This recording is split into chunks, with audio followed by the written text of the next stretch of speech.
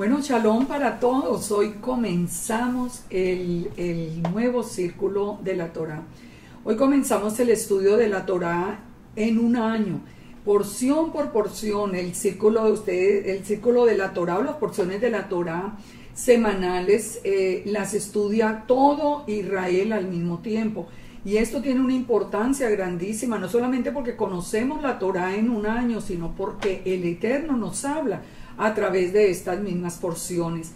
Hoy vamos a entrar en el capítulo número 1 de Bereshit y la Parashá Bereshit, o en el principio, nos va a cubrir desde Génesis o Bereshit 1.1 hasta el capítulo 6, el versículo 8. Tenemos una porción no solamente muy extensa, sino muy rica en contenido. Tenemos muchísimo que aprender. Por eso le he puesto a esta primera porción, la primera parte. Esta va a ser la primera parte del estudio de la Parashá. La voy a dividir en 2 o 3 partes porque, como les digo, tenemos mucho que aprender. Por eso vamos de una vez hacia el texto. Y vamos a aprender algo muy importante para comenzar.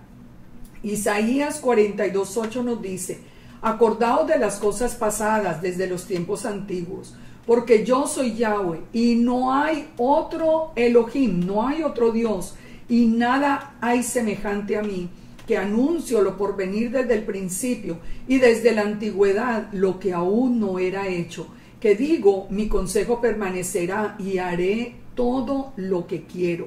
¿Qué es todo lo que Él quiere? Nos lo sigue diciendo en los versículos siguientes, cuando Él dice: yo llamo desde el oriente al ave, desde la tierra lejana. Es decir, Él tiene toda autoridad sobre los cielos y la tierra. Dice: haré que se acerque mi justicia, no se alejará, y mi salvación no se detendrá, porque pondré salvación en Sión y mi gloria en Israel. Aquí aprendemos muchas cosas muy importantes. La primera, que el Eterno nos reveló el fin desde el principio. Quiere decir que conociendo Bereshit o Génesis, y en general toda la Torá, nosotros podemos conocer el final, porque todo lo que fue será, y no hay nada nuevo debajo del sol. Lo segundo que nos dice acá muy importante es que Él es Yahweh, que Él es uno y que no hay otro Dios, ni nada semejante a Él. Vamos a establecer eso como un principio para que podamos entender la Torá y para que podamos entender al Mesías en la Torá. Solo existe Yahweh, no más. No existen dos, que el Padre y el Hijo, y son separados. Antes decíamos que habían 3, el Padre, el Hijo y el Espíritu Santo, que eran 3 personas distintas. Eso era la Trinidad. Esa es una enseñanza completamente contraria a la Torá misma. Aquí nos está diciendo el Eterno: yo soy Yahweh, yo soy Yud-Heh-Vav-Heh, y no hay otro Elohim. Él es el único Elohim. ¿Quién es Yeshua? Su palabra enviada, o su imagen visible.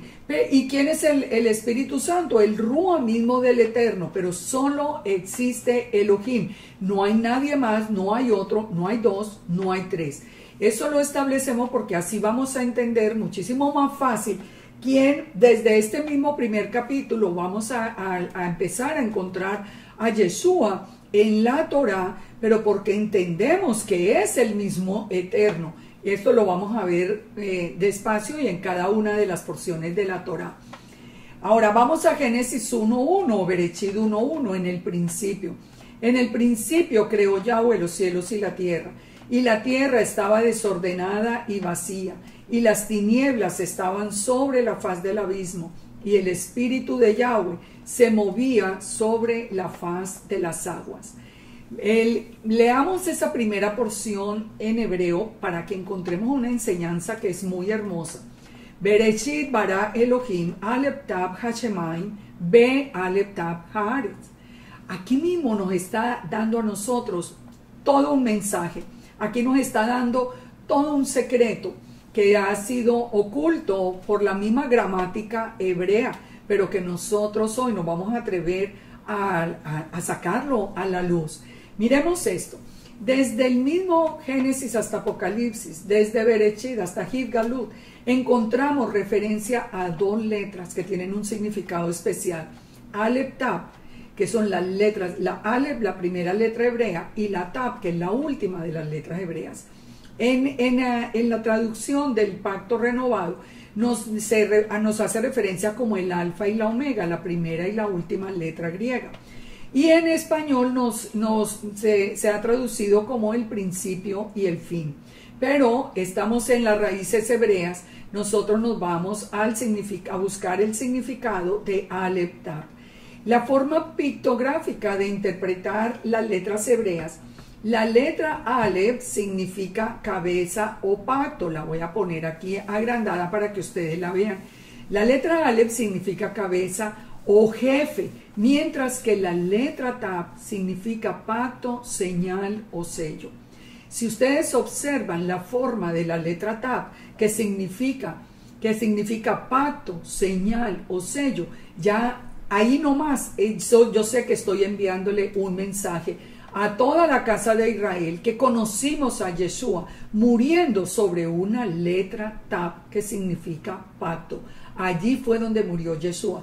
Esa discusión de hoy de que no era un madero, de que era una sola estaca, eso es todo completamente falso. Cuando uno viene al hebreo, entiende uno que Yeshua no murió en una cruz, él murió sobre una letra Tab, que significa pacto. Él murió haciendo un pacto con nosotros. Pero vamos más adelante, avancemos, porque aquí solamente estamos viendo que la forma que tiene la letra Aleph y la letra Tab. La letra Aleph entonces nos habla del buey, de la fortaleza o del líder, y la letra Tab de marca, señal o pacto. Pero nos dice, hay un Aleph Tab Hashemayim, un Aleph Tab cielos, y hay un Aleph Tab tierra. El Aleph Tab tierra es la fortaleza, es el líder, y representa ¿a quién? Al Eterno. La letra Aleph representa al Eterno, y la letra Tab, que es un pacto, que es el Aleph Tab tierra, eso en forma de cruz. ¿A ustedes les dice algo todo esto? A mí sí, absolutamente, absolutamente.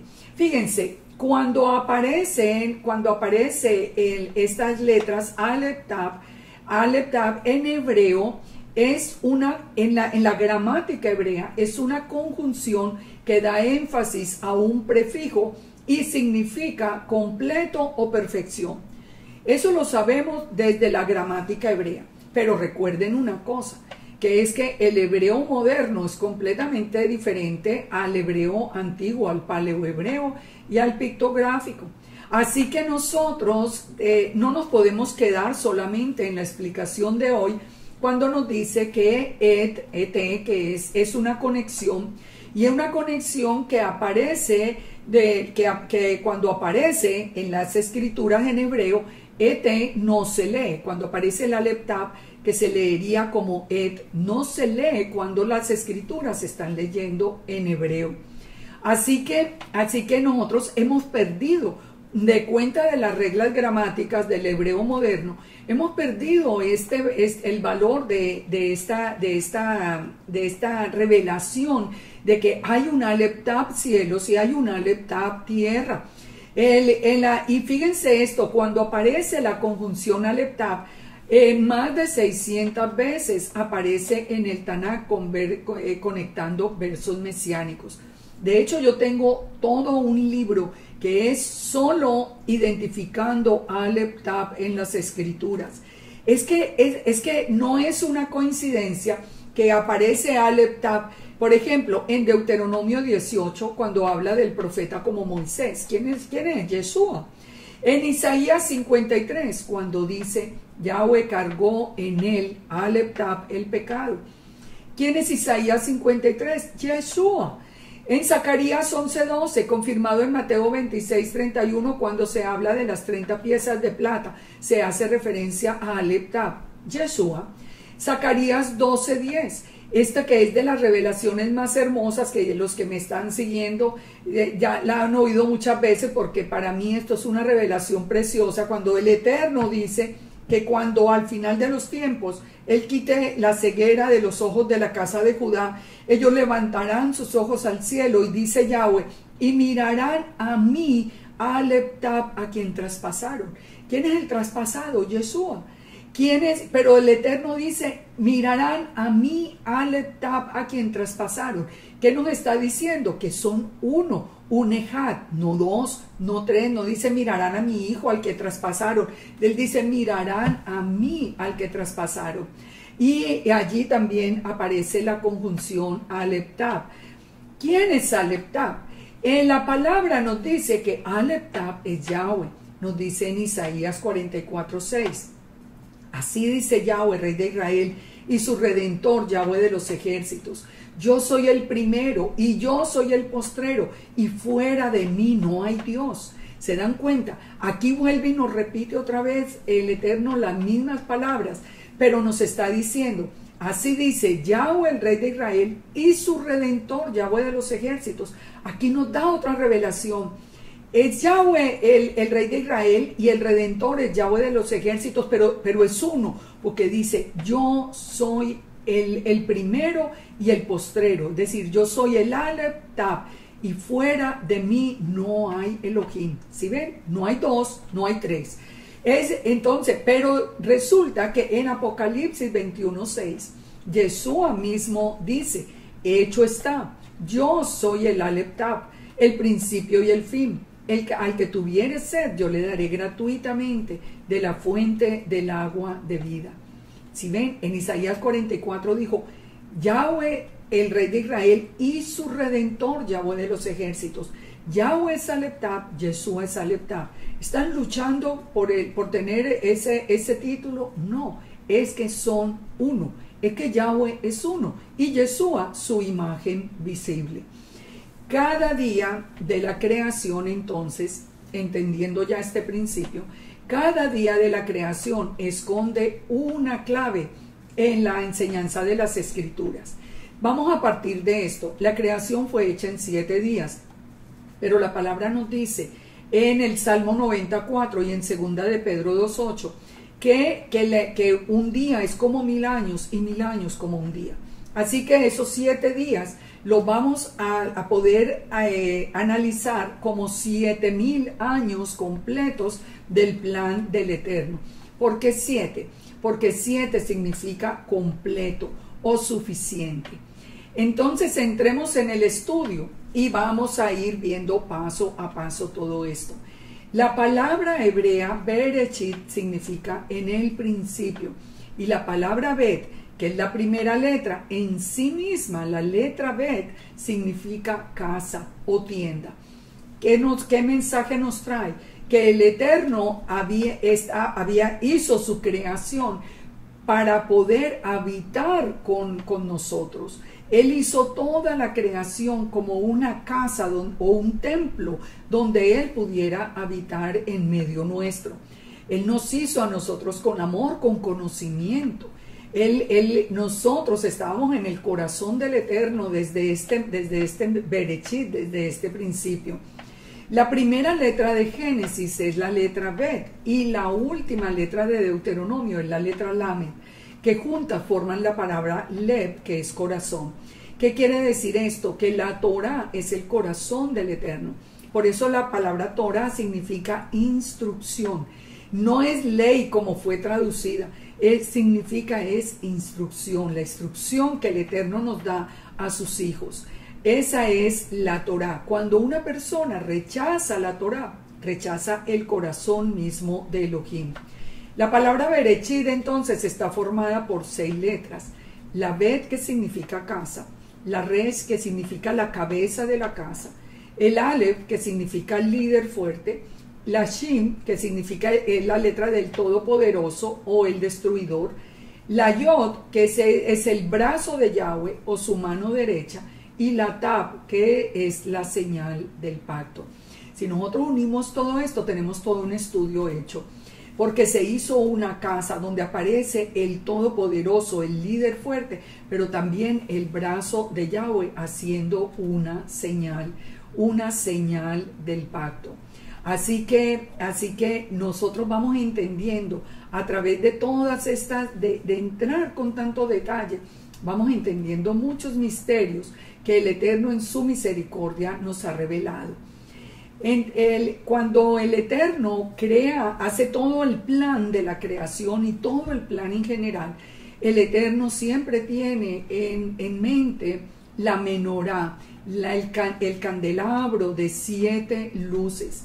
Sabemos que 7 es el número de perfección. ¿Y por qué sabemos que la base de todo es la menorá de las 7 luces? Porque son 7 los espíritus del Eterno. La menorá, fíjense que todo el plan del Eterno se basa en el número 7. 7 días de la semana, 7 fiestas o moadim, 7 mensajes a las congregaciones o a las quejilá o a las iglesias, 7 sellos, 7 trompetas, 7 truenos, 7 copas, 7 proclamaciones de ángeles, 7 reinos malvados. Fíjense, todo esto ¿a dónde nos lleva? A los 7 espíritus de Yahweh. Espíritu de Yahweh, espíritu de temor, de conocimiento, de poder, de consejo, de entendimiento, espíritu de sabiduría. Los 7 espíritus del Eterno. Esos 7 espíritus del Eterno, ¿dónde los encontramos? Sobre Yeshua. Y esto nos confirma lo que hemos venido diciendo desde el principio. Porque Isaías 11 nos dice, saldrá una vara del tronco de Isaí y un vástago retoñará de sus raíces y reposará sobre él el espíritu de Yahweh, espíritu de sabiduría, de inteligencia, de consejo, de poder, espíritu de conocimiento y espíritu de temor de Yahweh. Recuerden como dijo Pablo que en el Mesías descansa toda la deidad. Por eso la plenitud de la deidad está en él, porque en Yeshua estaban los 7 espíritus de Yahweh. Si Yeshua fuera un hombre cualquiera, como dicen hoy todos los que están en el tema de la apostasía, ¿ustedes creen que el Eterno le daría a un hombre cualquiera todo el poder en los cielos y en la tierra y sus 7 espíritus? Imagínense lo que hubiera hecho hasta el mismo, como vimos ahora, como hemos sabido, en la misma rebelión de Hasatán, cómo hubiera sido que un hombre cualquiera pudiera haber tenido todo el poder del Eterno. Mire, esto nos está hablando de quién es Yeshua. Todo está relacionado. Fíjense Apocalipsis 1:4. Juan a las 7 iglesias o congregaciones que están en Asia. Gracia y paz a vosotros, del que es, del que era y del que ha de venir, y de los 7 espíritus que están delante de su trono. Los 7 espíritus de Yahweh, los 7 que reposaban sobre Yeshua. Ahora, aprendamos esto que también nos da algo muy interesante. Nos habla de Aleph Tav Hashemayim. Hashemayim se divide, o sea, los cielos se divide en Shim y Maim. Shim, de que viene, es del Shaddai, y Maim, que representa agua. Hashemayim, por lo tanto, los cielos nos hablan de fuego y agua. Por eso nos dice la palabra en Deuteronomio 4:24 que Yahweh es Elohim. Nuestro Elohim es fuego consumidor, es un Dios celoso. No es una coincidencia que la llama esté tan parecida a la letra Shin del Shaddai, que representa a nuestro eterno Elohim. Desde la creación, desde el primer día de la creación, nosotros vamos a entender todo este plan del Eterno y la naturaleza misma del Eterno y la naturaleza misma de Yeshua. Miremos en Génesis 1 de nuevo. En el principio creó Elohim los cielos y la tierra. Berechit bara Elohim, Aleph ha Shemaim, Be Aleph ha Aretz. El Aleph Tab cielos, el Aleph Tab tierra. Pero ¿qué nos dice en el verso 2? La tierra estaba desordenada y vacía, y las tinieblas estaban sobre la faz del abismo, y el Espíritu de Dios se movía sobre la faz de las aguas. La pregunta aquí es, si el Eterno creó los cielos y la tierra, ¿por qué la tierra estaba desordenada y vacía? Si nosotros tenemos un Elohim perfecto, que crea las cosas perfectas, no la iba a crear desordenada y vacía, no la iba a crear en un caos. La misma palabra nos da una respuesta, y es que nosotros encontramos que entre Génesis 1.1 y Génesis 1.2 hay todo un drama que ocurrió antes de los tiempos y hay una cantidad de tiempo que nosotros no podemos establecer. Muchas veces se dice, no, se encuentran cosas que tienen mucho más de 6.000 años. Por eso la palabra no es verdad. Las escrituras son mentira porque se supone que la creación fue hace 6.000 años y se han encontrado con la lectura del resto del carbono y todo esto, objetos que tienen mucho más de 6.000 años. Eso es verdad, eso no es que contradiga la escritura, es que entre la creación de los cielos y la tierra y el verso 2 ocurrió todo un evento que fue revelado a Jeremías cuando el Eterno le dice, miré a la tierra y he aquí que estaba asolada y vacía, y a los cielos y no había en ellos luz. Miré a los montes y he aquí que temblaban, y todos los collados fueron destruidos. Miré y no había hombre, y todas las aves del cielo se habían ido. Asolada y vacía, desordenada y vacía, tohu bohu. El Salmo 18 nos empieza a dar a nosotros la otra... Ay, perdonen que no desconecté el teléfono. Bueno, sigamos. En el Salmo 18, la tierra fue conmovida y tembló. Leamos acá cómo nos dice la palabra de lo que ocurrió en el Salmo 18. La tierra fue conmovida y tembló. Se conmovieron los cimientos de los montes, se estremecieron porque se indignó él. Humo subió de su nariz, de su boca, fuego consumidor. Carbones fueron por él encendidos, se inclinó los cielos y descendió, y había densas tinieblas debajo de sus pies. Cabalgó sobre un querubín y voló sobre las alas del viento. Puso tinieblas por escondedero, por cortina suya alrededor de sí. Tronó en los cielos Yahweh, dice el verso 13, el Altísimo dio su voz. Dice, envió saetas, los dispersó, lanzó relámpagos. Aparecieron entonces los abismos de la tierra, los abismos de las aguas, y quedaron al descubierto los cimientos del mundo. A tu reprensión, oh Yahweh, por el soplo del aliento de tu nariz. O sea, si ustedes leen todo este texto, nosotros entendemos que aquí hubo un juicio del Eterno, pero un juicio que tuvo que haber ocurrido antes de que Adán y Eva fueran creados, antes de esta creación de los 6.000 años. ¿Por qué sabemos que eso ocurrió? Porque los abismos fueron descubiertos, los cimientos del mundo, tal como aparece en el verso 2, la tierra desordenada y vacía. ¿Por qué estaba la tierra desordenada y vacía? Eso lo podemos leer en Isaías 14:3. Estaba desordenada y vacía porque la autoridad sobre esa primera creación se le había dado a ese querubín hermoso que había sido colocado en el Edén. Pero ese querubín, a causa de tanta sabiduría y de tanta hermosura que el Eterno le había dado, quiso ser como el Eterno mismo. Ahí es cuando nosotros entendemos todo el proceso. ¿Por qué ya ese querubín, bajo el nombre del adversario de Hasatán, aparece en el Génesis en oposición al Eterno? Porque ya se había presentado este juicio. Por lo tanto, nosotros podemos concluir que la creación hace 6.000 años fue un acto de redención y de misericordia. Por eso les decía, si encuentran cosas anteriores, las pueden encontrar, porque la primera creación no sabemos cuándo fue, cuando creó Yahweh el cielo y la tierra. Sabemos entonces por la profecía, sabemos que, y si ustedes leen todo el Isaías 14, desde el versículo 3 en adelante, todo el capítulo, ustedes se van a poder dar cuenta de lo que ocurrió, de toda la rebelión que hubo. Ahora, pero nosotros entonces entendemos que esta creación hace 6.000 años fue un acto de redención y un acto de misericordia.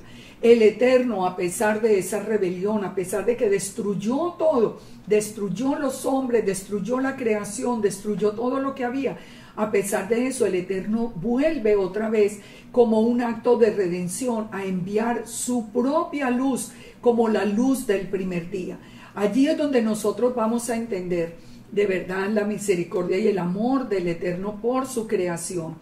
Ya vimos donde dice entonces que la tierra estaba desordenada y vacía, que las tinieblas estaban sobre la faz del abismo, pero cómo empieza a volver a poner orden, cómo empieza ese proyecto de redención, lo empieza haciendo que su mismo Santo Espíritu se moviera sobre la faz de las aguas.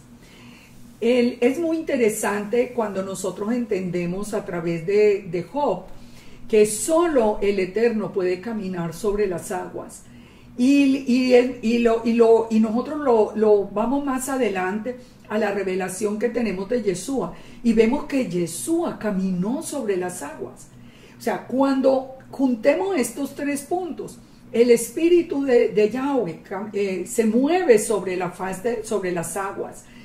El Eterno es el único que puede caminar sobre las aguas y Yeshua caminó sobre las aguas. ¿Estamos hablando de tres, de una Trinidad? No, absolutamente no. Estamos hablando de un solo Elohim,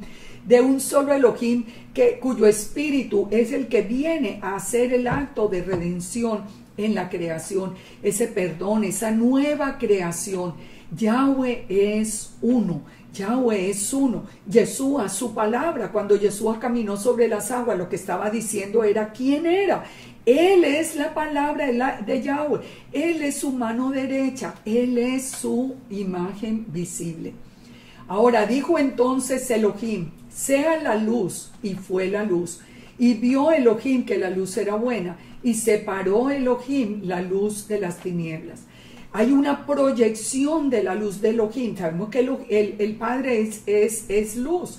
Él envía esa proyección de su propia luz como la creación del primer día. Nosotros esto lo podemos entender cuando nosotros vemos en los originales hebreos la diferencia entre la luz del primer día y la luz del cuarto día, que es la luz del sol y la luz de la luna y de las estrellas. Porque la luz hebrea para el primer día está formada por las letras Aleph, Bab y Resh. Y la luz del cuarto día solamente en los originales está formada por Aleph y Resh, Or, la palabra Or. Pero cuando es la luz del primer día, aparece con la Bab, la conjunción Bab. Esto nos da a nosotros una enseñanza muy importante porque nos establece una diferencia entre la luz del primer día y la luz que alumbra a todos los hombres. La luz del primer día fue hecha para que la buscara todo aquel que quiere acercarse al Eterno. La luz del cuarto día, la luz del sol, la luna y las estrellas se hizo para toda la creación. Fíjense, estas palabras, estas letras, Aleph, Bab y Resh, que tipifican la luz del primer día, aparece también como en oposición a las tinieblas en Isaías 30:26, como la luz de la menorá en Números 4, como una mirada literal en Salmo 38, como el poder de la vida sobre la muerte en el Salmo 56:13, como la luz del rostro de Yahweh indicando aprobación en el Salmo 89:15, como la palabra de Elohim en el Salmo 119, como la Torá de Yahweh en Proverbios 6:23, como en el Salmo 89:15, cuando dice que andará, oh Yahweh, a la luz de tu rostro. Siempre que la luz hace referencia al Eterno, entonces aparece exactamente escrita en los originales hebreos, de la misma forma como aparece en el Génesis 1. Aparece como la lámpara a los pies, aparece como la enseñanza del Eterno que es luz y camino de vida, las reprensiones que te instruyen.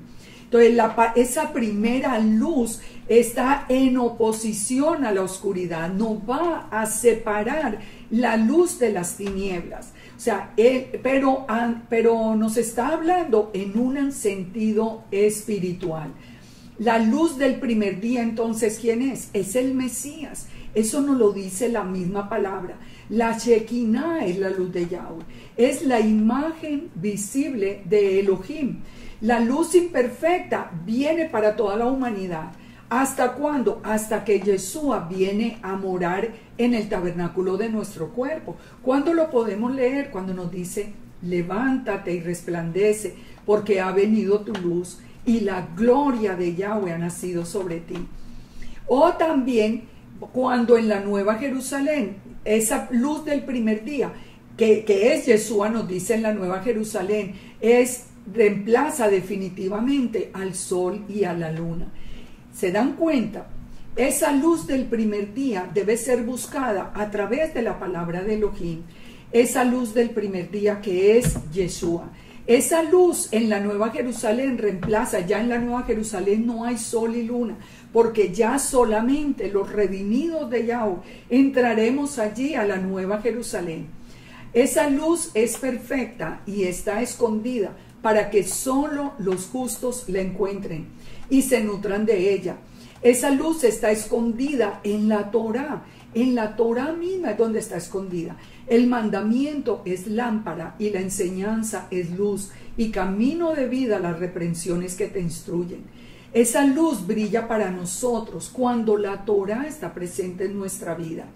Yeshua es la Torá viviente. Así que nosotros sabemos que Yeshua es la palabra del Eterno hecha hombre, la Torá viviente, la luz del primer día, esa proyección de la luz del Eterno.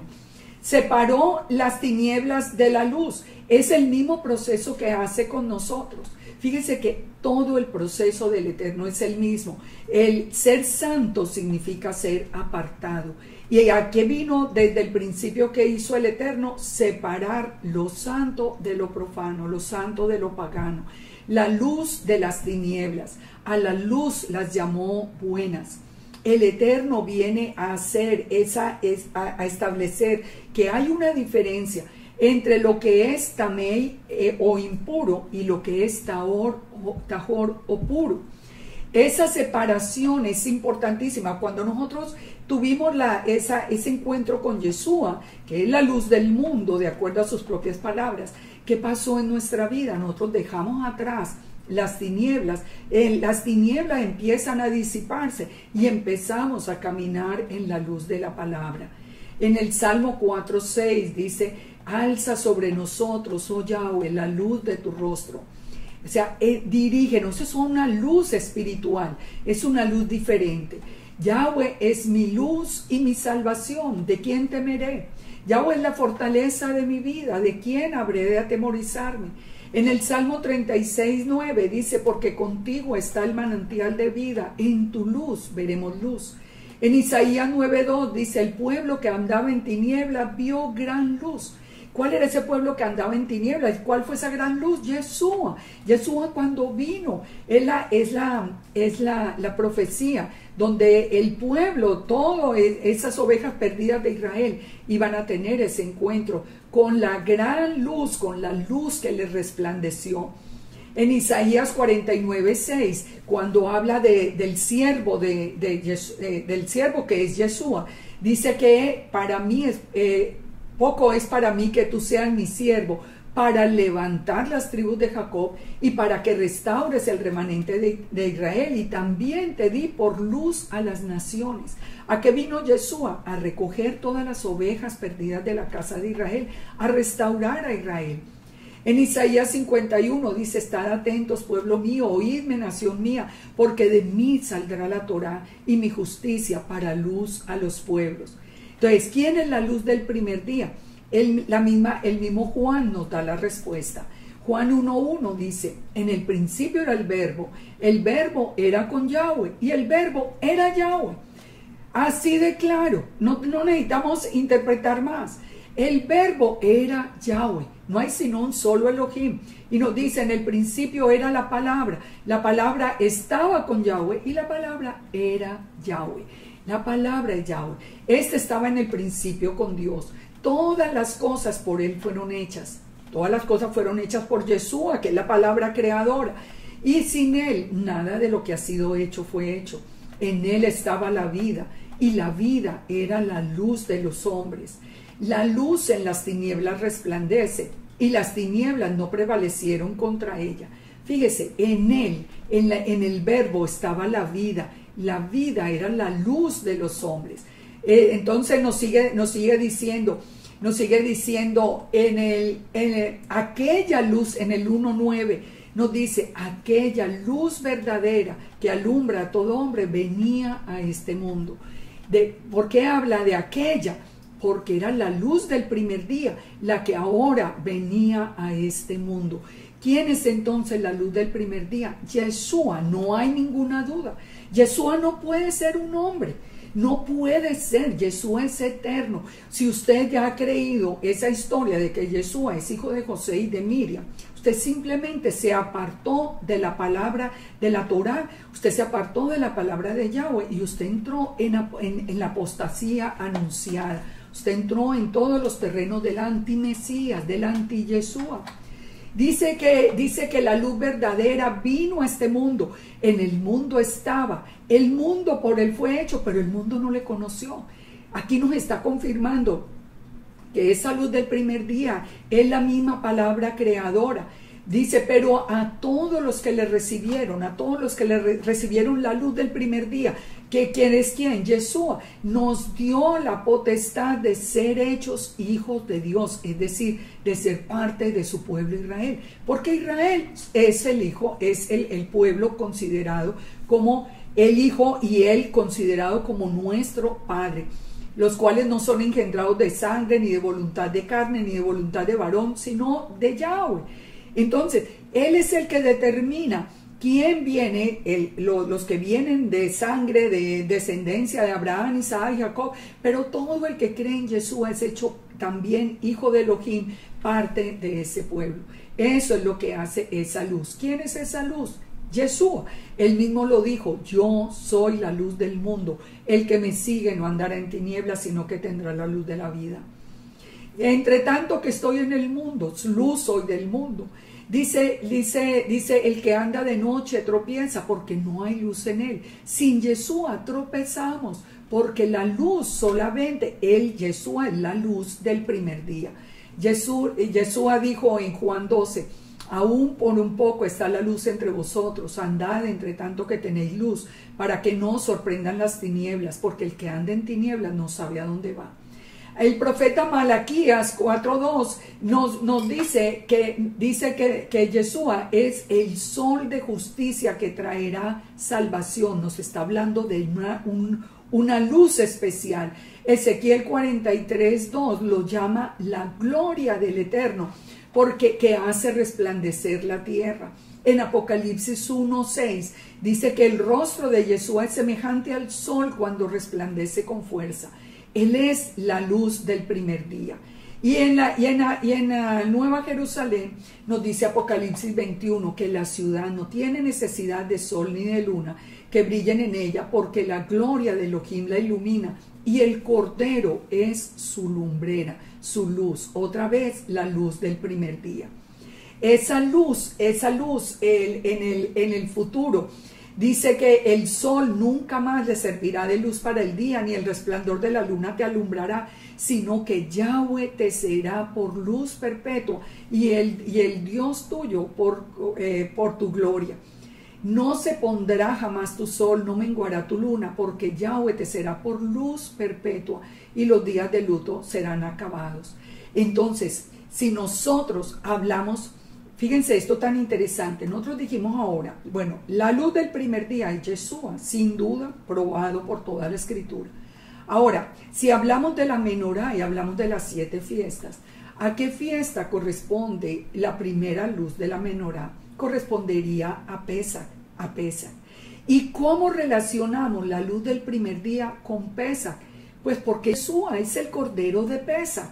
No es una coincidencia que la primera creación sea esa luz, la proyección de la luz del Eterno, y que la primera fiesta sea Pesaj, porque Yeshua es la que lo representa.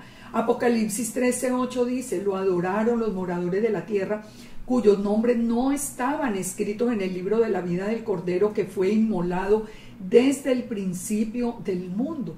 Nosotros sabemos que desde la creación Yeshua fue inmolado. ¿Cuándo fue inmolado? Eso lo vamos a ver cuando veamos el pecado de Adán y Eva. Ahora, el primer espíritu, ¿cuál es? El espíritu de Yahweh, el Ruach Elohim. Recuerden que son 7 espíritus, y el primero de los 7 espíritus es el espíritu de Yahweh, el Ruach Elohim. Así que nosotros vamos viendo todo en orden cuando nosotros ponemos el plan del Eterno sobre la base de la menorá. Y llamó Elohim a la luz día y a las tinieblas noche, y fue la tarde y la mañana un día. Ahora, no se habían creado el sol ni la luna, pero ya se estaba estableciendo el calendario mismo del Eterno. Llamó el Eterno a la luz día y a las tinieblas las llamó noche.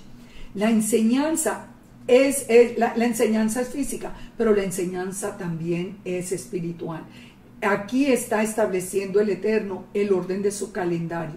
Primero viene la tarde y después viene la mañana. El proceso siempre viene en el plan del Eterno, desde la oscuridad hasta la luz. Vamos entonces al segundo día. Luego dijo el Eterno: haya expansión en medio de las aguas y separe las aguas de las aguas. E hizo Yahweh la expansión y separó las aguas que estaban debajo de la expansión de las aguas que estaban sobre la expansión. Y fue así. Y llamó el Eterno a la expansión cielos, y fue la tarde y la mañana el día segundo. De nuevo, ¿cuál es el mensaje? Separación, separación. El Eterno separó las aguas del cielo de las aguas de la tierra. Las aguas del cielo, los Shamaim, recuerda que vimos ahora, y las aguas de la tierra, que son los pueblos, de acuerdo a la misma escritura. Isaías 17:12 dice: multitud de muchos pueblos que harán ruido como estruendo del mar, y murmullo de naciones que harán alboroto como bramido de muchas aguas. Las aguas de los cielos con las aguas de la tierra fueron separadas. Las aguas representan las naciones. Eso también lo vemos en Apocalipsis 17:1. Entonces, la separación debe ser entre el pueblo del Eterno, que representaría las aguas celestiales, de las naciones, que representarían las aguas terrenales. Fíjense que el segundo día representaría el segundo milenio, y el segundo milenio corresponde al tiempo de Noé.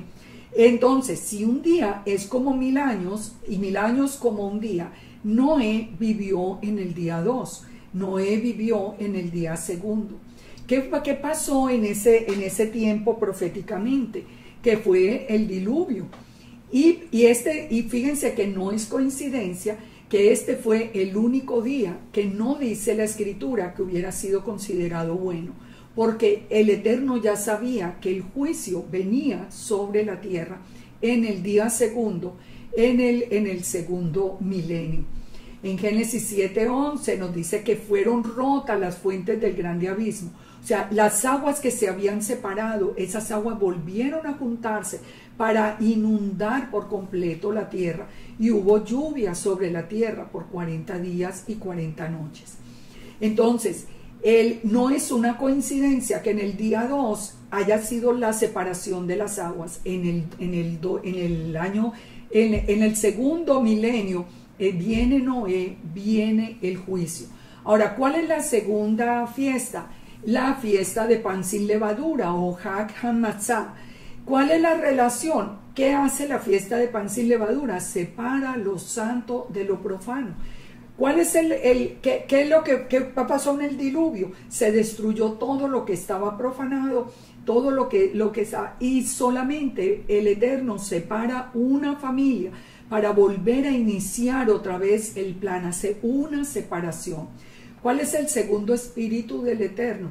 El espíritu de sabiduría, que Él es el que nos permite establecer la diferencia entre lo limpio o tahor y lo tamei o impuro. El espíritu de sabiduría, el que nos permite a nosotros establecer, es muy interesante, y yo les voy a pedir que ustedes lo lean en sus casas, Proverbios 8:22, para que ustedes vean que el espíritu de sabiduría nos habla también de Yeshua. Cuando nos dice, Yahweh me poseía en el principio, de antiguo, antes de sus obras, eternamente tuve el principado. El espíritu de sabiduría está personificado en Proverbios 8 y dice, desde el principio, antes de la tierra, antes de los abismos fui engendrada, antes de que fuesen las fuentes de las muchas aguas. Está hablando de la palabra del Eterno, que es la sabiduría misma, esa palabra que después se hizo hombre. Por eso es Yeshua, esa personificación de la sabiduría. Dice, antes de que no había sido aún hecha la tierra, ni los campos, ni el principio del polvo del mundo. Cuando formaba los cielos, allí estaba yo. Cuando trazaba el círculo, si se dan cuenta, Yeshua es eterno. Yeshua no puede ser un hombre, Yeshua es eterno. Yeshua es la sabiduría, la palabra misma de Elohim. Y termina diciéndonos, yo espero que ustedes lean todo el texto, porque termina diciendo en el verso 31 que Él se regocija en la parte habitable de la tierra y mi delicia son los hijos de los hombres. ¿Se acuerdan de Aleph Tav cielos? ¿Se acuerdan de Aleph Tav tierra? Aquí la sabiduría que representa a Yeshua nos habla de que su delicia son los hijos de los hombres, el que iba a venir a hacerse hombre, la palabra misma de Elohim. Todo relacionado, todo absolutamente relacionado. Entonces dice, bienaventurados los que guardan mis caminos, dice Yeshua. Atended el consejo, sed sabios, no lo menospreciéis. El que me halle hallará la vida y hallará el favor de Yahweh. Mas el que peca contra mí defrauda su alma, y los que me aborrecen aman la muerte. Imagínense, aquí nos habla de que es el del segundo día. ¿Dónde aparece Yeshua? En el diluvio, aparece en el arca. Y eso es un estudio que vamos a ver en la siguiente porción de la Torá. Viene el día tercero. El día tercero dijo Yahweh, júntense las aguas que están debajo de los cielos en un lugar y descúbrase lo seco. Y fue así, y llamó Yahweh a lo seco tierra, y a la reunión de las aguas llamó mares. Y vio Yahweh que era bueno, sí era bueno, el día tercero. Después dijo Yahweh, produzca la tierra hierba verde, hierba que dé semilla, árbol del fruto que dé fruto según su género, que su semilla esté en él sobre la tierra. Y fue así. Produjo la tierra hierba verde, hierba que da semilla según su naturaleza, y árbol que da fruto, cuya semilla está en él según su género. Y vio Yahweh que era bueno. Y fue la tarde y la mañana, el día tercero. El día tercero nos habla entonces de qué? Nos habla de la semilla. Nos habla de la semilla. El que se junten las aguas que están debajo de los cielos en un lugar, en un makom, en un ejad, y descúbrase lo seco. ¿Qué hizo? Apartar también como siempre, lo santo de lo profano. Nosotros vemos a Yahweh como un Elohim de orden. Aquí las aguas se reúnen formando los mares, pero cuando el pueblo cuando va a pasar el pueblo apartado, esas aguas se tienen que separar de nuevo. El Eterno une las aguas en los mares, pero los mares solamente serán abiertos para que pase el pueblo de Elohim. ¿Saben por qué? Porque nuestro Elohim tiene todo el poder sobre la naturaleza que Él creó. Y esos mares son los que se abrieron. Esto lo podemos ver acá y lo vamos a aprender en la medida en que sigamos el círculo de la Torá. En Apocalipsis 15:2 nos muestra como un mar de cristal mezclado con fuego y que habían salido victoriosos sobre la bestia, que cantaban el cántico de Moisés y el cántico del Cordero. Aquí vemos todo reunido. ¿Por qué se relaciona con el tercer día? Porque la semilla, ¿quién nació en el tercer milenio? Abraham.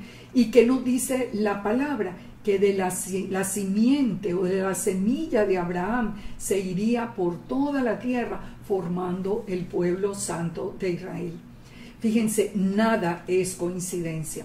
El hecho de que las semillas fueran en el tercer día, que Abraham fuera creado en el tercer milenio, nos está diciendo absolutamente de una manera clara que la semilla de Abraham iría por toda la tierra.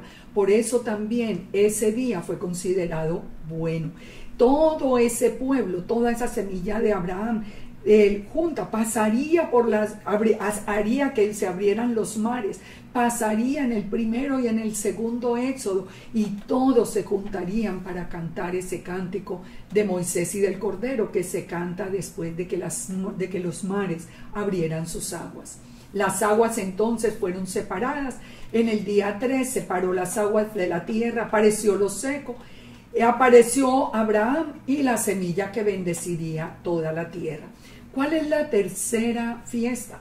La tercera fiesta es Yom HaBikurim, o los primeros frutos. En los primeros frutos de la creación, como ese resucitar, ¿qué hace la semilla? La semilla da por un primer fruto. Todo tiene sentido. Todo tiene sentido. La tercera fiesta con el tercer día de la creación. ¿Qué tiene que ver la semilla con la resurrección? Yeshua mismo nos dijo, si el grano no muere, no cae en tierra y muere, queda solo, pero si muere, lleva mucho fruto. ¿Cuál es el tercer espíritu de los 7 espíritus de Yahweh que forman la menorá? El entendimiento, el biná, el discernimiento que nos da. ¿Qué vamos a encontrar ahora en la creación? Vamos a encontrar 2 árboles, el árbol de la vida y el árbol de la ciencia del bien y del mal. El discernimiento que nos enseña a escoger y a seguir la instrucción del Eterno.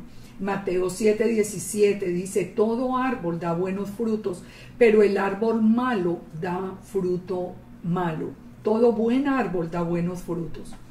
Ahora, en Génesis 1:11 dice, produzca la tierra hierba verde, hierba que dé semilla, árbol de fruto que dé fruto, según su género, que su semilla esté en él y sobre la tierra, y fue así. Produjo la tierra hierba verde, hierba que da semilla según su naturaleza, y árbol que da fruto, cuya semilla está en él, según su género, según su género. ¿Qué nos está diciendo aquí el Padre también en el tema de la separación? Que las semillas no se pueden mezclar.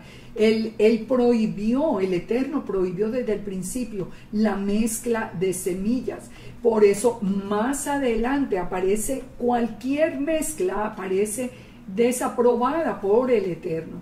Aquí vamos aprendiendo profundamente el corazón de Yahweh. Y la tercera fiesta ya vimos, Yom HaBikurim. El día 4, las lumbreras. Berechit 1:14. Dijo luego Elohim, haya lumbreras en la expansión de los cielos para separar el día de la noche.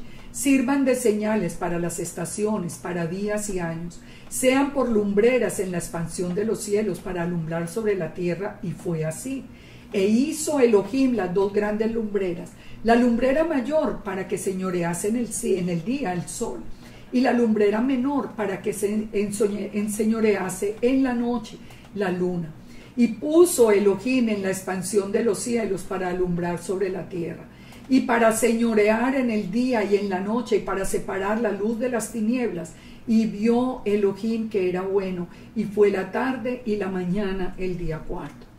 Ahora entonces ya pone una luz diferente, ya lo analizamos. Ahora es una luz que viene para toda la creación, pero que nos va a dar, a servir como señal para las estaciones, para los días y para los años, para las fiestas. Aquí el Eterno empieza a poner las señales en los cielos para que nosotros aprendamos. Ya empezó el calendario con que los días comenzaban en el atardecer. Ahora Él nos va a dar las señales en los cielos para que nosotros podamos saber cuándo es el llamado de Elohim a celebrar sus fiestas. Esa luz imperfecta entonces iría para toda la humanidad, para toda la humanidad. El día cuarto, entonces, fíjense en esto que es muy interesante. La luna fue creada en el día cuarto. Quiere decir que la luna fue creada el día, digamos que miércoles al atardecer fue la primera vez que apareció la luna. Así que al anochecer del miércoles, que sería el día cuarto, miércoles en el nombre que le damos hoy al día cuarto, debió brillar por primera vez la luna en el firmamento. Ahora, ¿cuántos días después es el Shabbat? Estamos en el día cuarto y en el día séptimo fue Shabbat. ¿Qué quiere decir? Aquí les voy a dar una clave. Ustedes han escuchado hablar del Shabbat lunar. Pues aquí se acaba la enseñanza del Shabbat lunar. Porque el Shabbat lunar dice que el Shabbat viene a partir de la luna nueva. Aquí la luna nueva fue en el día cuarto y 3 días después fue Shabbat. Quiere decir que ese no era el plan del Eterno. El plan del Eterno, el Shabbat, vino después de 6 días de trabajo, no después de la luna nueva. Así que el Shabbat lunar es una absoluta mentira. En Bereshit dijo entonces que servirían de señal. La palabra señal es la palabra od, que es una señal sobrenatural, o sea, una marca puesta por el Eterno. Y las lumbreras fueron puestas por el Eterno. Es una señal para que las fiestas sean cumplidas en su tiempo. Aprendamos del calendario. El calendario del Eterno es lunisolar. Depende tanto de la luna como del sol, porque él dice que puso las lumbreras como od, como señal. Así que es lunisolar.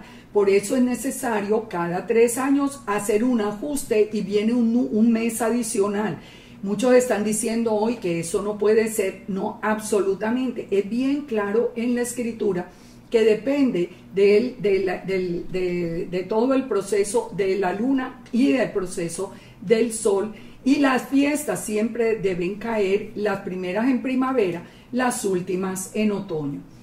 Ahora, ¿quién nació en el año cuarto? Estamos hablando del cuarto día.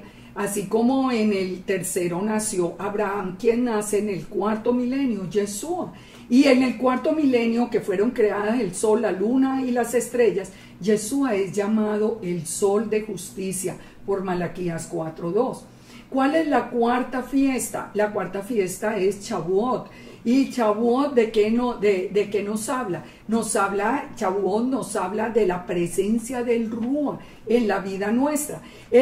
¿Cuál es el cuarto espíritu? El espíritu de consejo. El Ruach Etzad, que es el consejo o el propósito. ¿Quién es el consejero? El Ruach. ¿Qué nos dijo Yeshua? A ustedes les conviene que yo me vaya porque yo enviaré el Espíritu Santo y el que nos guiará a la verdad. Todo absolutamente unido, todo absolutamente con un sentido. En el cuarto milenio nació Yeshua. En el cuarto milenio, en ese cuarto milenio, el Espíritu de verdad viene a nuestra vida, o sea, haciendo el paralelo con el cuarto espíritu. Juan 16:13 dice, cuando venga el Espíritu de verdad, Él los guiará a toda la verdad, porque no hablará por su propia cuenta, sino que hablará todo lo que oyere y os hará saber las cosas que habrán de venir. En Jeremías 31 nos dice la palabra, así ha dicho Yahweh, que da el sol para la luz del día, las leyes de la luna y de las estrellas para la luz de la noche, que parte el mar y braman sus ondas. Yahweh de los ejércitos es su nombre. Dice, si faltaren esas leyes delante de mí, dice Yahweh, también la descendencia de Israel faltará para no ser nación. Es decir, mientras existan el sol, la luna y las estrellas, Israel es la nación del Yahweh. No hay ninguna otra discusión. Esto que nos está hablando de un sello, que dijimos que era Yeshua, el que representa la letra Tav, el pacto o el sello o la señal.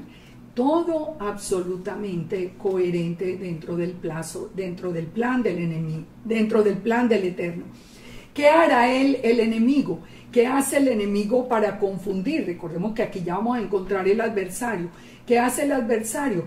Pensará en cambiar los tiempos y la ley. El Eterno estableció los tiempos en la creación. El adversario vino para cambiar los tiempos y la ley.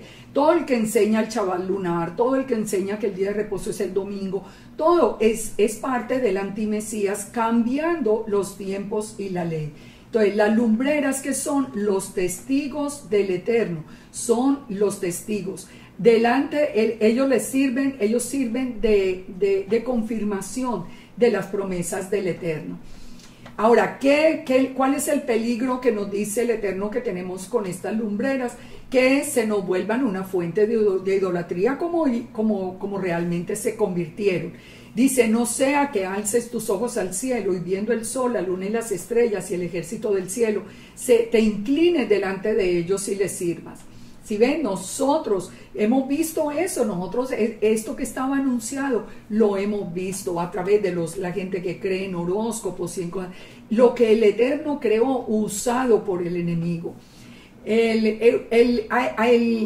Estos ciclos perfectos son una muestra de poder. Por eso, en el tiempo de Josué, por ejemplo, cuando el sol se detuvo y la luna se paró en esa gran batalla donde Israel necesitaba ganar, ahí es donde el Eterno muestra que esas señales fueron puestas como una señal sobrenatural, y Él tiene el control del sol y de la luna. En el futuro, ¿qué va a pasar? Se van a oscurecer y las estrellas dejarán de dar el resplandor.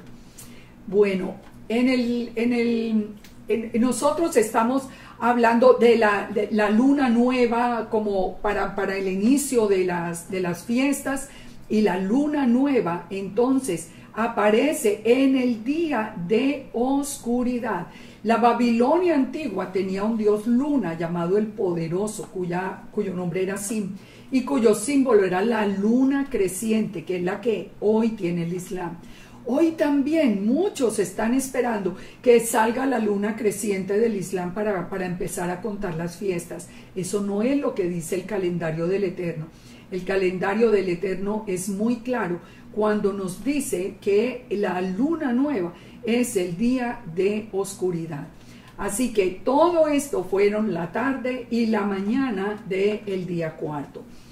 La semana de la creación, el cordero fue inmolado en la creación, recordemos. La semana de la creación es exactamente igual a la semana a la primera semana de Éxodo 12, a la semana del maná, y exactamente a la semana en que murió Yeshua. Esto no es una coincidencia.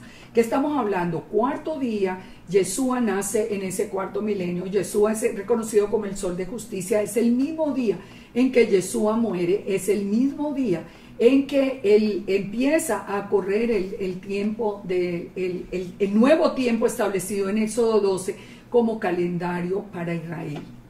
Vamos con el día quinto, los peces y las aves. Bereshit 1:20, dijo Elohim, produzcan las aguas seres vivientes y aves que vuelen sobre la tierra en la abierta expansión de los cielos. Y creó Elohim los grandes monstruos marinos y todo ser viviente que se mueve, que las aguas produjeron según su género, y toda ave alada según su especie. Y vio Elohim que era bueno. Y Yahweh los bendijo diciendo, fructificad y multiplicaos, y llenad las aguas en los mares, y multiplíquense las aves en la tierra. Entonces, ¿qué pasó en el día quinto? Se fueron creados los peces y las aves. ¿Qué pasó después de venir Yeshua? ¿A quién representan los peces? Los peces representan a los discípulos que tenían que ir a pescar. Yeshua los hizo pescadores de hombres. Y recordemos que los peces, toda la casa de Israel se iba a multiplicar como peces en la tierra. Así que no es coincidencia que en el día quinto, exactamente después de Yeshua, en el día quinto se hubieran creado los peces. En ese milenio es el milenio ya de toda la proliferación de los seguidores de Yeshua. Dijo que produzcan las aguas seres vivientes y aves que vuelen sobre la tierra en la abierta expansión de los cielos. Recordemos que aguas también significan pueblos y los peces tenían que multiplicarse. Produzcan las aguas seres vivientes. Efraín se multiplicaría como peces en la tierra. ¿Les hace sentido lo que está diciendo? La multitud de pueblos va a formar todos esos peces que serían la representación de todo el Israel que ha sido recogido a través de Yeshua. En Jeremías 16 se anunció que primero serían enviados los pescadores para reunificar a Israel y después vendrían los cazadores. El quinto y el sexto milenio es la época de los pescadores y ya al final, en la tribulación, vendrán los pescadores. Entonces, en el día cuarto en que vino Yeshua, dijo, vine a buscar las ovejas perdidas. En el día quinto, todo Efraín, la casa de Israel, es pescada dentro de las naciones. Han pasado 2 milenios que han pasado de toda esta búsqueda, el milenio, el 5 y el 6. El mar fue lo único que nunca fue puesto bajo maldición. Y los peces que representan al pueblo de Israel fueron protegidos desde el principio. Así que ahí vamos viendo también la relación. ¿Por qué no hubo una maldición sobre el mar? Los peces y las aves hablan de migración y la semilla de Abraham debía ir por toda la tierra. Así que vamos viendo, en el futuro no hay mar, ya no es necesario, ya todo el remanente fue recogido, ya esas aguas ya no tienen que seguir produciendo más peces en el futuro. El día quinto entonces es el día de los peces después de Yeshua. La quinta fiesta, ¿cuál es? Yom Teruah, la recolección de los peces. ¿Cuál es el quinto espíritu? El espíritu de poder, el espíritu de Geburah, el hombre, dice el Geber, que es un hombre poderoso de valor o de guerra. Yeshua es el Gibor, de acuerdo a Isaías 9:6. Viene el día sexto. En el día sexto, el hombre, vamos a leer Levítico 19:23. Cuando entréis en la tierra y plantéis toda clase de árboles frutales, consideraréis como incircunciso lo primero de su fruto. 3 años os será incircunciso, su fruto no se comerá. Y el cuarto año todo el fruto será consagrado en alabanzas al Eterno. Mas al quinto año comeréis el fruto de él, para que os haga crecer su fruto. Yo, Yahweh, vuestro Elohim. ¿Por qué estamos leyendo? Vamos a ver aquí en el día sexto. Luego dijo Elohim, produzca la tierra seres vivientes según su género, bestias y serpientes y animales de la tierra según su especie. Y fue así.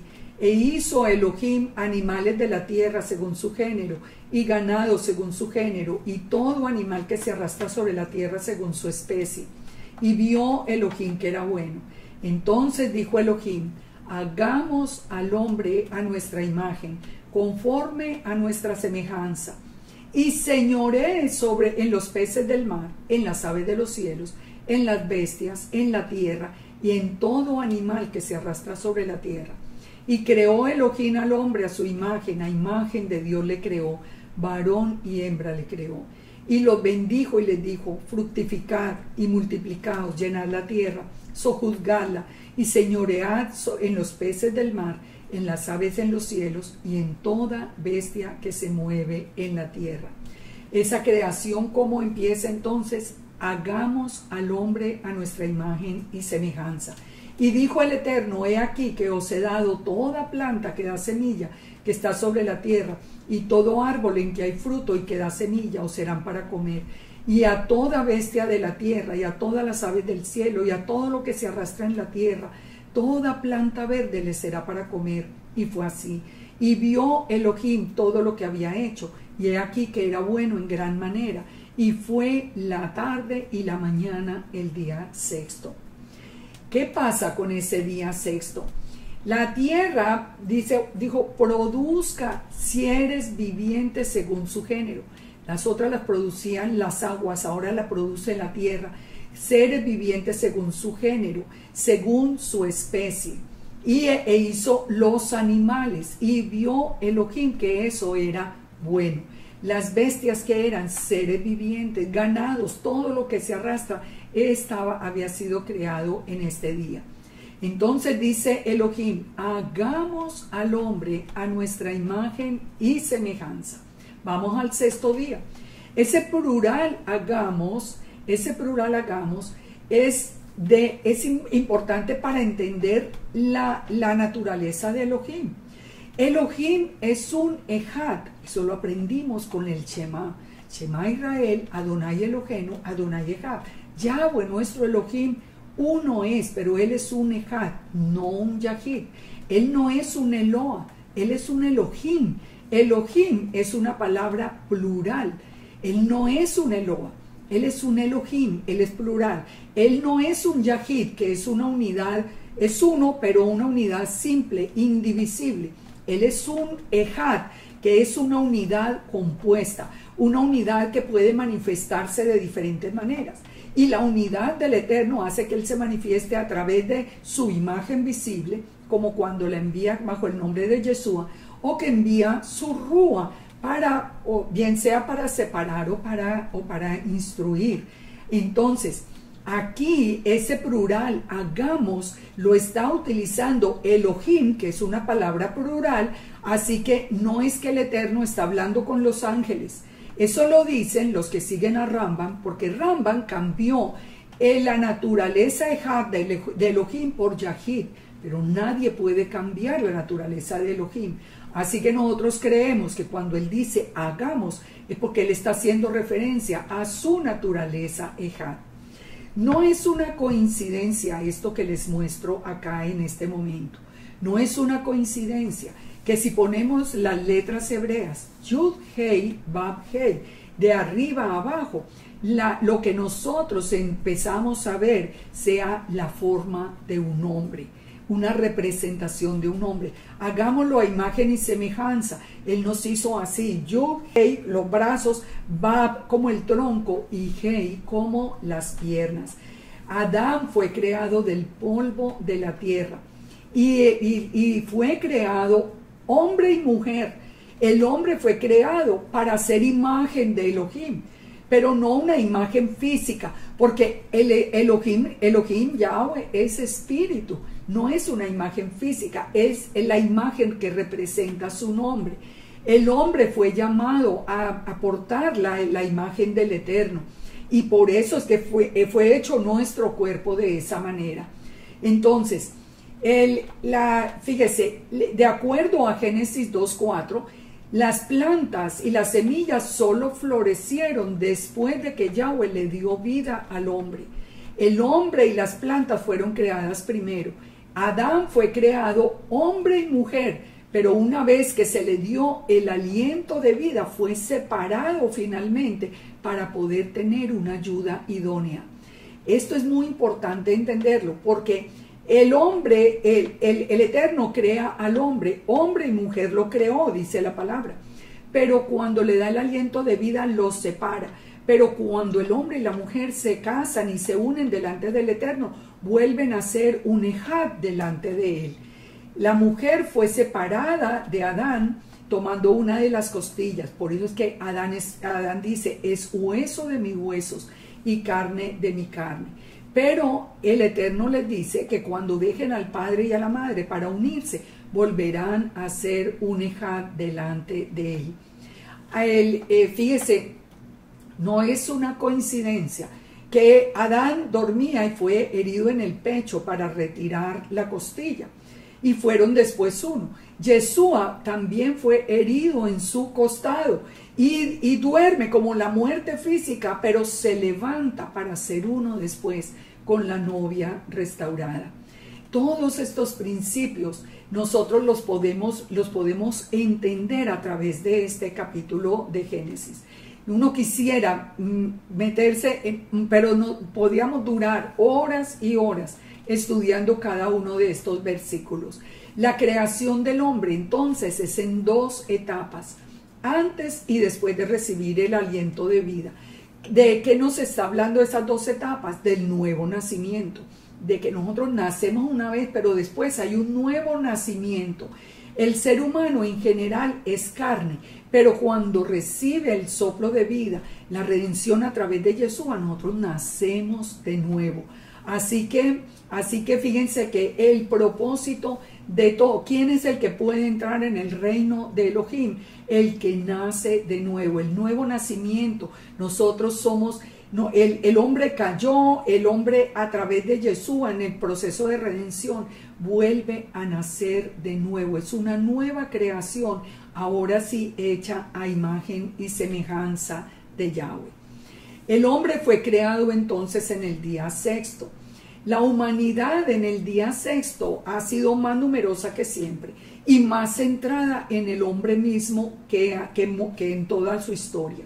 Es el milenio del humanismo, es el milenio del ateísmo, es el milenio donde el hombre se ha centrado en sí mismo. ¿Qué significa Adán? Adán significa humanidad. ¿Cuál es la sexta fiesta? Yom Kippur, que es ordenado el hombre presentarse delante del Eterno. ¿Cuál es el sexto espíritu? El Ruach Da'at, el Ruach de conocimiento. Esta también ha sido ese sexto milenio, ha sido el milenio del conocimiento, tanto del conocimiento humano como del conocimiento de las escrituras. Lo que nosotros estamos aprendiendo hoy jamás en la vida lo habíamos visto. El conocimiento no es interesante, dice que el verbo conocer se utilice para hablar de una relación íntima de pareja. Recuerden que en la palabra nos dice, conoció el hombre a la mujer, y significa que hubieran tenido una vida, una relación sexual. Conocer es la palabra yadá, y conocimiento viene da'at, hay una íntima relación entre las dos palabras. Dijo entonces el Eterno, he aquí que os he dado toda planta. Fue la tarde y la mañana del día sexto, o sea, el del día sexto fueron creados entonces el hombre y los animales, y los hombres y los animales fueron creados herbívoros inicialmente. Así vamos a dejar hasta acá, hasta el sexto día. Vamos a dejar hasta el sexto día para que comencemos la segunda parte con el séptimo día, el día de descanso, y todo lo que sigue en el capítulo 2 hasta el capítulo 6. Fíjense cuánta información en solo este primer capítulo. Espero que ustedes tomen un respiro, un descanso, y a lo largo de la semana terminemos de estudiar esta parashá de Génesis. Hasta pronto, entonces vendremos con la segunda parte de Bereshit, y desde ahora que tengan